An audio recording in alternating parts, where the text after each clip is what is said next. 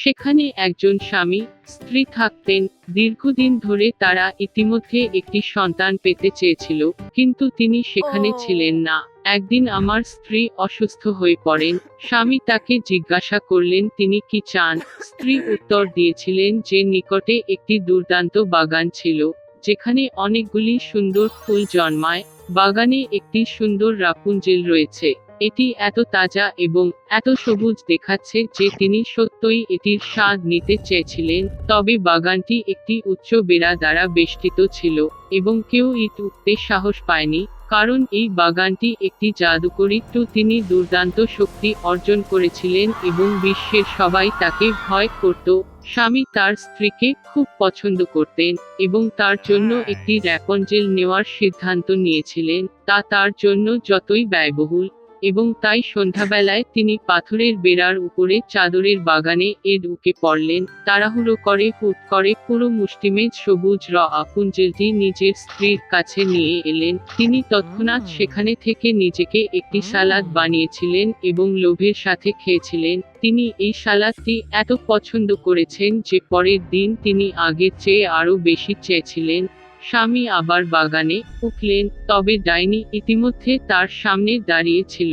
সে রেগে তার দিকে তাকিয়ে বলল যে সে রাপুঞ্জেল চুরি করার জন্য অনেক টাকা দেবে। তিনি ও! জাদুবিদ্যাকে রাগ না করার জন্য বলেছিলেন, কারণ তিনি খুব অসুস্থ। তার স্ত্রীর জন্য রাপুঞ্জেল ছিঁড়েছিলেন এবং সে তাকে এত ভালোবাসে। ডাইনির রাগ কিছুটা Okay. কেটে গেল এবং সে বলেছিল যে যদি এটি সত্য হয় তবে তিনি তাকে যতটা রাপুঞ্জেল সংগ্রহ করার অনুমতি দিতেন, তবে একটি শর্তে, তাকে ডাইনি দিতে হবে যা তার স্ত্রীর কাছে জন্মগ্রহণ করবে। Okay. স্বামী ভয়ে রাজি হয়ে গেল। স্ত্রী যখন একটি কন্যা সন্তানের জন্ম দিয়েছিলেন, ততক্ষণে ডাইনি উপস্থিত হয়, শিশুটিকে তার সাথে নিয়ে যায় এবং তার নাম রাখে রাপুঞ্জেল। বিশ্বের সবচেয়ে সুন্দরী মেয়ে হয়ে উঠল Oh, রাপুঞ্জেল। wow! যখন সে 12 বছর বয়সে ছিল, জাদুকরী তাকে একটি টাওয়ারে আটকে রেখেছিল। সেই টাওয়ারটি বনে ছিল এবং এর কোনো দরজা বা সিঁড়ি ছিল না, কেবল একেবারে শীর্ষে একটি ছোট উইন্ডো ছিল। জাদুকরীটি যখন টাওয়ারে উঠতে চাইল, তখন সে তার পাথরটি নিচে টানতে রাপুঞ্জেলকে ডেকে নিয়ে গেল। আর রাপুঞ্জেলের দীর্ঘ সুন্দর চুল ছিল।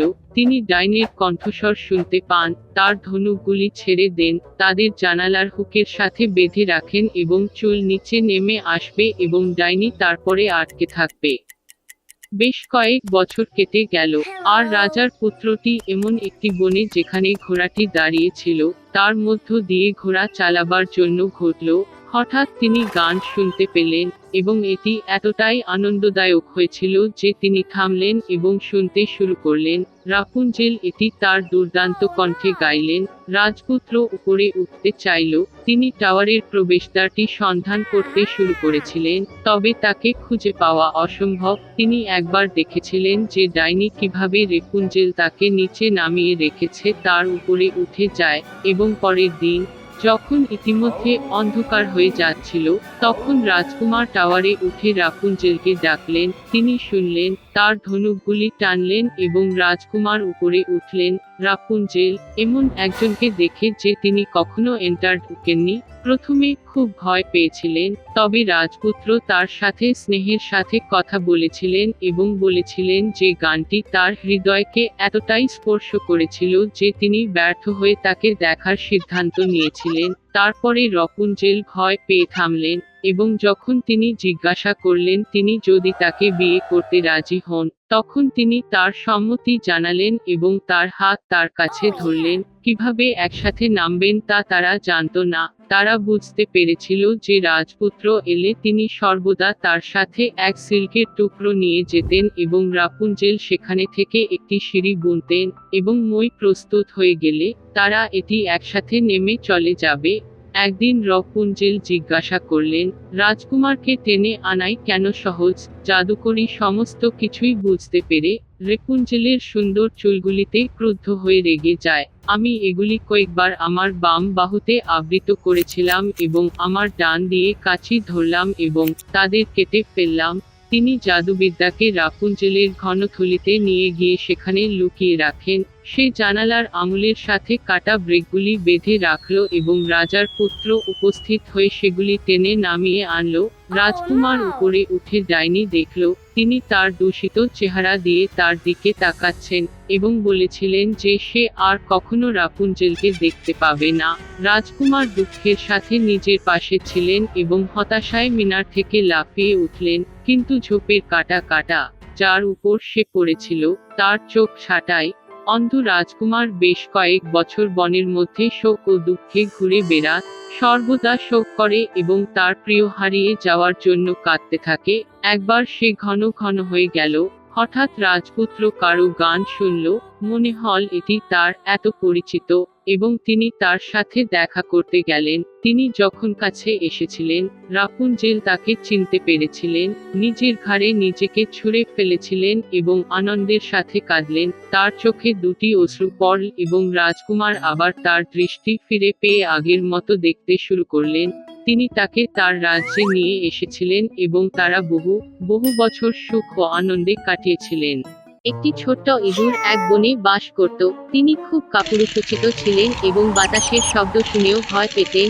বনের সমস্ত প্রাণী তাকে দেখে হেসে উঠল এবং তারপরে একদিন ছোট্ট ইঁদুর তার সমস্ত ইচ্ছা এক মুঠিতে জড়ো করে জঙ্গলের রাজার কাছে গেল।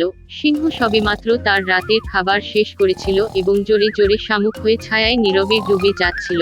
ইঁদুর তার কাছে এসে লেজ বেয়ে উপরে উঠতে লাগলো। সমস্ত প্রাণী তার সম্পর্কে কি কৌতূহল ছিল। ছোট মাউস খুব ভয় পেয়েছিল, তবে সে এটি নজরে না নেওয়ার জন্য খুব চেষ্টা করেছিল। সে সিংহের পিছনে উঠে গেল এবং তার বন্ধুদের সামনে একটি গুরুত্বপূর্ণ চেহারা উপস্থিত হয়েছিল অ্যাপিয়ার্ড। আর তখন সিংহ জেগে উঠল। একটি আন্দোলনের সাথে তিনি মাউসটি মাটিতে ফেলে দিয়েছিলেন এবং মেনাক্রোলিভ করে বিকাশ করেছিলেন। অন্য সমস্ত প্রাণী খুব উত্তেজিত ছিল। তারা ভেবেছিল সিংহ মাউসটি গ্রাস করতে চলেছে, তবে পরিবর্তে সিংহ জিজ্ঞাসা করলেন তিনি তার পিঠে কি করছেন। তার সমস্ত ইচ্ছাকে মুষ্টিতে সংগ্রহ করে ইঁদুর জঙ্গলের বাদশাকে তাকে তার ডানার নিচে নিয়ে যেতে বললেন, যাতে সে আর কারো বা কিছুতেই ভয় পায় না, কারণ তিনি ছিলেন বনের সবচেয়ে কাপুরুষোচিত প্রাণী এবং বিনিময়ে তিনি তার সাহায্যের প্রস্তাব দিয়েছিলেন।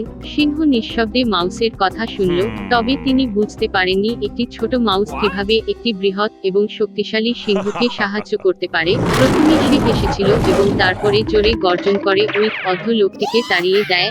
মাউস তাৎক্ষণিকভাবে পালিয়ে গেল, আনন্দিত যে সিংহ তাকে খাবে না। অন্যান্য সমস্ত প্রাণী তার পিছনে ছুটল। কিছু সময় কেটে গেছে। সিংহ ক্ষুধার্ত হয়ে শিকারে গেল, কিন্তু শিকারীদের দ্বারা নির্ধারিত ফাঁদটি তিনি লক্ষ্য করেননি এবং তাতে পড়ে গেলেন। পশুর রাজা বাতাসে ঝুলন্ত শিকারের জালে ধরা পড়ল। তিনি এ থেকে বেরিয়ে আসার চেষ্টা করেছিলেন, কিন্তু তা করতে পারেননি। আর যেহেতু সিংহটি জঙ্গলের রাজা ছিল, তাই সে সাহায্যের জন্য চিৎকার করতে নিজেকে আনতে পারেনি। এছাড়া শিকারীরা তার কথা শুনতে পেত। প্রাণীগুলি সিংহটিকে দেখেছিল, কিন্তু কেউ তার কাছে আসতে সাহস করেছিল না এবং সিংহ ভাগ্যকে বিশ্বাস করার সিদ্ধান্ত নিয়েছে, কিছুই না করে। দুর্ঘটনাক্রমে বেশ একটি ছোট মাউসটি কাছাকাছি ছিল। জালে পশুর রাজা দেখে তিনি তাকে সাহায্য করার সিদ্ধান্ত নিলেন। মাউস সিংহের দীর্ঘ লেজ উপরে উঠেছিল এবং এটি জালে পৌঁছে এটি দেখে কুঁচকে যেতে শুরু করে। কিছুক্ষণ পরে জন্তুগুলির একটি পুরো ভিড় জালের কাছে জড়ো হয়েছিল। কি ঘটছে তা দেখা সবার জন্য আকর্ষণীয় ছিল। হঠাৎ দূরে কোথাও শিকারীদের কান্নার শব্দ শোনা গেল। প্রাণীগুলি খুব ভয় পেয়ে বনের দিকে পালিয়ে গেল, কিন্তু মাউস জেদ করে যেতে লাগলো। শেষ পর্যন্ত জালটি ভেঙে যায় এবং সিংহ নিজেকে এ থেকে মুক্তি দেয়। বার না ভেবে মাউস তার পিঠে উঠে গেল এবং তারা পালিয়ে গেল।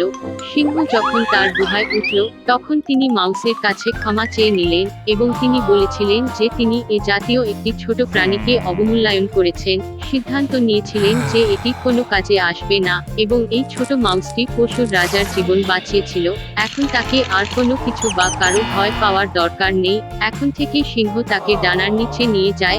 সমস্ত প্রাণী যা ঘটছে তা দেখে হেসে ও সাহসী মাউসকে প্রশংসা করেছিল। সেই থেকে সিংহ এবং ইঁদুর সেরা বন্ধু হয়ে উঠেছে এবং বনের মধ্যে চিরদিনের জন্য শান্তিতে রাজত্ব করেছে।